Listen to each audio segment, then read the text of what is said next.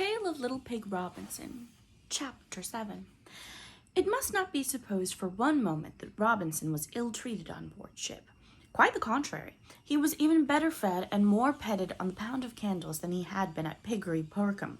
So, after a few days fretting for his kind old aunts, especially while he was seasick, Robinson became perfectly contented and happy. He found what is called his sea legs, and he scampered about the deck until the time when he became too fat and lazy to scamper.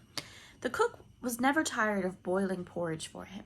A whole sack full of meal and a sack of potatoes appeared to have been provided especially for his benefit and pleasure. He could eat as much as he pleased. It pleased him to eat a great deal and to lie on the warm boards of the deck. He got lazier and lazier as the ship sailed south into warmer weather. The mate made a pet of him. The crew gave him tidbits. The cook rubbed his back and scratched his sides. His ribs could not be tickled because he had laid so much fat on. The only persons who refused to treat him as a joke were the yellow tomcat and Captain Barnabas Butcher, who was of a sour disposition. There he is, eating away. The attitude of the cat was perplexing to Robinson. Obviously, it disapproved of the maize meal porridge business, and it spoke mysteriously about the impropriety of greediness and about the disastrous results of overindulgence. But it did not explain what those results might be, and as the cat itself cared neither for yellow meal nor taties, Robinson thought that its warnings might arise from prejudice. It was not unfriendly, it was mournful and foreboding.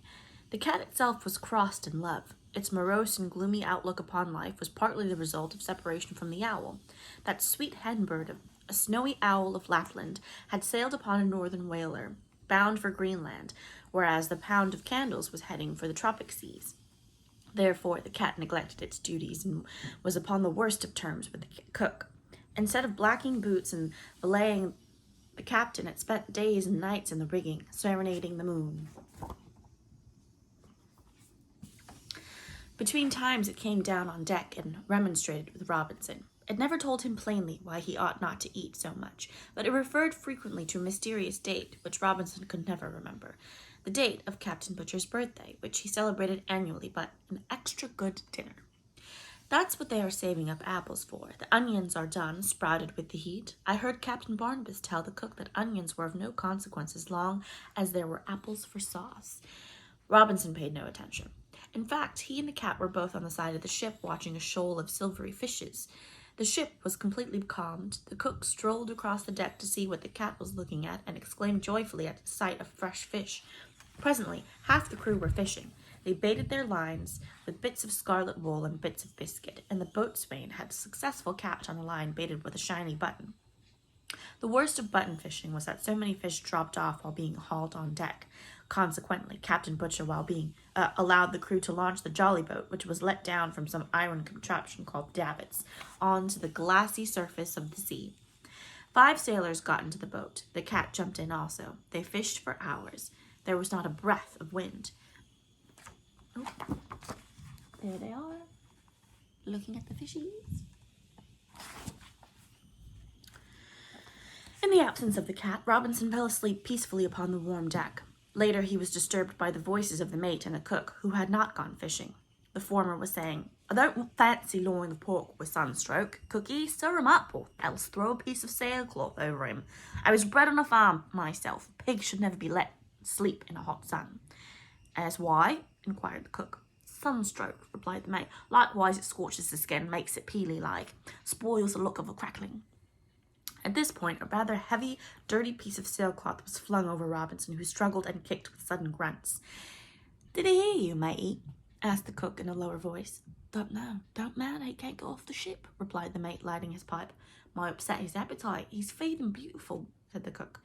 Presently the voice of Captain Barnabas Butcher was heard. He had come up on deck after a siesta below in his cabin. "Proceed to the crow's nest on the mainmast. Observe the horizon through a telescope. According to latitude and longitude, we ought to be amongst archipelago by the chart and compass," said the voice of Captain Butcher. It reached the ears of Robinson through the sailcloth in muffled tones, but peremptory, although it was not so received by the mate, who occasionally contradicted the captain when no one else was listening. "My corns are very painful," said the mate. "Send the cat up," ordered Captain Barnabas briefly. The cat is out in the boat fishing. Fetch him, then, said Captain Barnabas, losing his temper. He has not blacked my boots for a fortnight. He went below. That is down a step-ladder into his cabin, where he proceeded to work out the latitude and longitude again in search of the archipelago. It's to be hoped that he mends his temper before next Thursday, or he won't enjoy roast pork, said the mate to the cook. They strolled to the other end of the deck to see what fish had been caught. The boat was coming back. As the weather was perfectly calm, it was left overnight upon the glassy sea, tied below a porthole or ship's window at the stern of the Pound of Candles. The cat was sent up the mast with a telescope. It remained there for some time. When it came down, it reported quite untruthfully that there was nothing in sight. No particular watch or lookout was kept that night upon the Pound of Candles, because the ocean was so calm. The cat was supposed to watch, if anybody.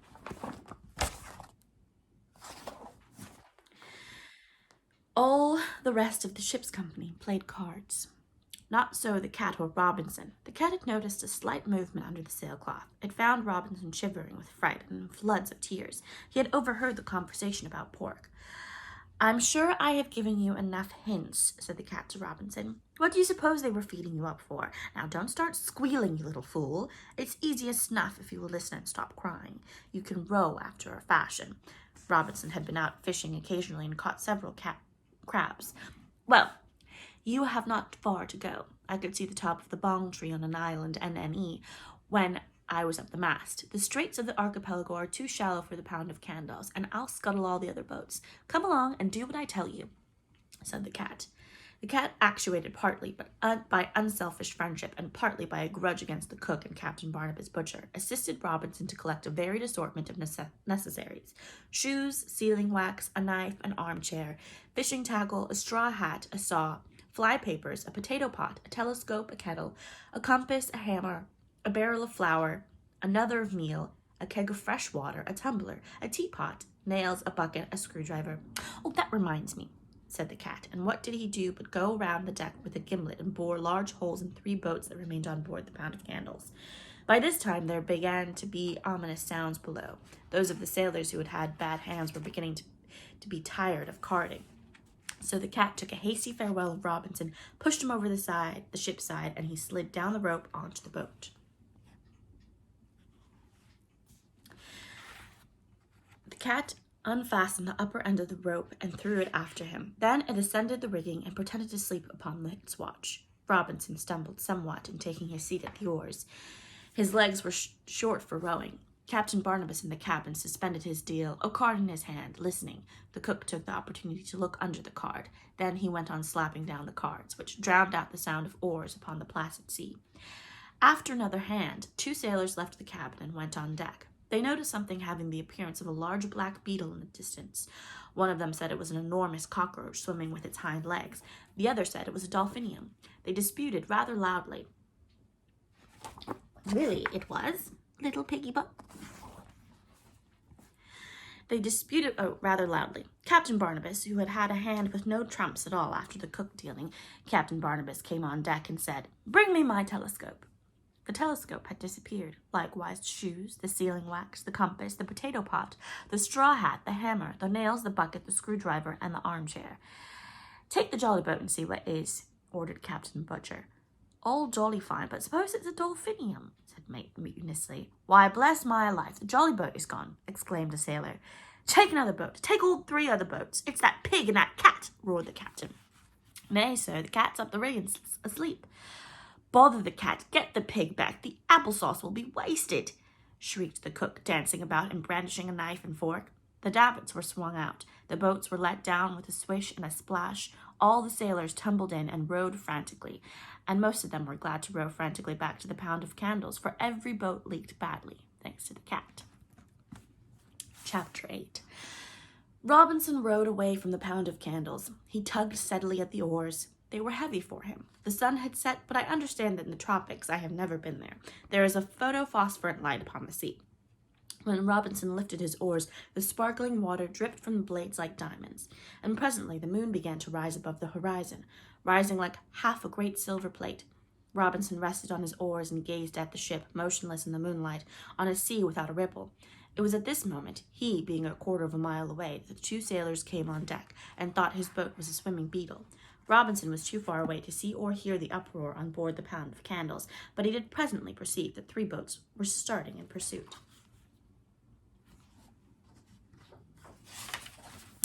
Involuntarily, he commenced to squeal and rowed frantically. But before he had time to exhaust himself by racing, the ship's boats turned back. Then Robinson remembered the cat's work with the gimlet, and he knew that the boats were leaking. For the rest of the night he rowed quietly, without haste. He was not inclined to sleep, and the air was pleasantly cool. Next day it was hot, but Robinson slept soundly under the sailcloth, which the cat had been careful to send with him in case he wished to rig up a tent. The ship receded from view. You know, the sea is not really flat. First he could not see the hull, then he could not see the deck, then only part of the masts, then nothing at all. Robinson had been steering his course by the ship. Having lost sight of this direction sign, he turned round to consult his compass, when bump, bump, the boat touched a sandbank. Fortunately, it did not stick. Robinson stood up in the boat, working one oar backwards and gazing around. What should he see but the top of the bong tree? Half an hour's rowing brought him to the beach of a large and fertile island. He landed in the most approved manner in a convenient sheltered bay, where a stream of boiling water flowed down the silvery strand. The shore was covered with oysters. Acid drops and sweets grew upon the trees. Yams, which are a sort of sweet potato, abounded, ready cooked. The breadfruit tree grew iced cakes and muffins, ready baked, so no pig need sigh for porridge. Overhead towered the bong tree. If you want a more detailed description of the island, you must read Robinson Crusoe. The island of the bong tree was very like Crusoe's, only without its drawbacks. I have never been there myself, so I rely upon the report of the owl and the pussycat, who visited 18 months later and spent a delightful honeymoon there. They spoke enthusiastically about the climate, only it was a little too warm for the owl. Later on, Robinson was visited by Stumpy and little dog Tipkins. They found him perfectly contented and in the best of good health. He was not at all inclined to return to Steinmouth.